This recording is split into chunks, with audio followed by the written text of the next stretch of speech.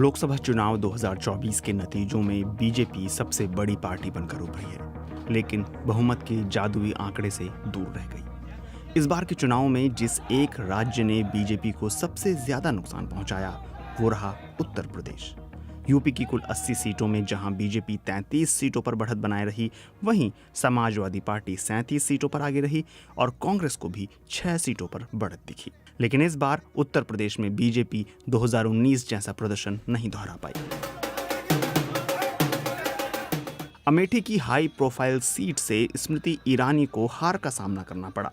वो गांधी नेहरू परिवार के पुराने करीबी रहे किशोरी लाल शर्मा के सामने इस बार टिक नहीं पाई।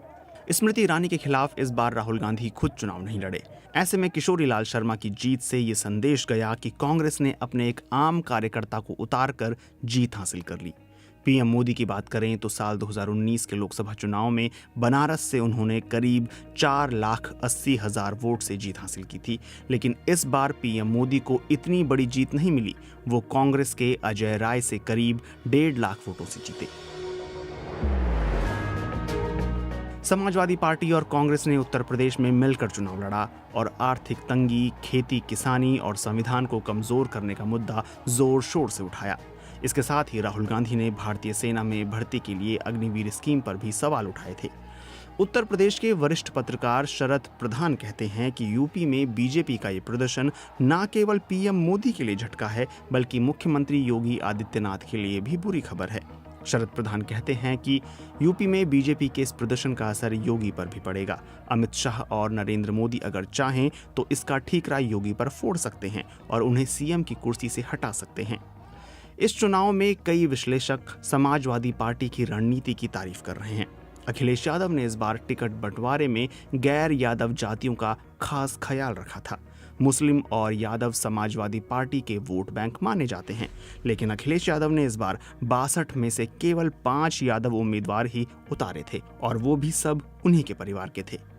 इलाहाबाद यूनिवर्सिटी में राजनीति विज्ञान के प्रोफेसर पंकज कुमार कहते हैं कि अखिलेश यादव पीडीए की बात कर रहे थे, जिसमें सारी जातियां शामिल थीं। दूसरी तरफ बीजेपी ने बहुत ज्यादा मुसलमान किया। बीजेपी ने बहुत खराब तरीके से टिकट बंटवारा भी किया था। मुझे नहीं लगता कि टिकट बंटवारे में योगी से पूछा गया था। अमित शाह दिल्ली से बैठकर टिकट बांट रहे थे। इन सबके बीच बहुजन समाज पार्टी और मायावती कहीं भी ठहरती नहीं दिखी। वो इस बार ना तो इंडिया गठबंधन के साथ आईं और ना ही वो एनडीए के साथ गईं। प्रोफेसर पंकज कुमार मानते हैं कि इस चुनाव में मायावती बिल्कुल हाशिए पर चली गई हैं और उनकी वापसी अब मुश्किल है। मायावती की जगह चंद्रशेखर ले सकते हैं। नगीना सीट से उनकी जीत ये बताती भी है। उत्तर प्रदेश में बीजेपी का खराब प्रदर्शन नरेंद्र मोदी के तीसरे टर्म की कई तैयारियों पर पानी फेर सकता है। इसके साथ ही जब उत्तर भारत में क्षेत्रीय पार्टियां सिमट रही थीं, तब अखिलेश यादव मजबूत नेता के तौर पर उभरे हैं। वहीं अमेठी और रायबरेली में कांग्रेस फिर से मजबूती से उभरी है।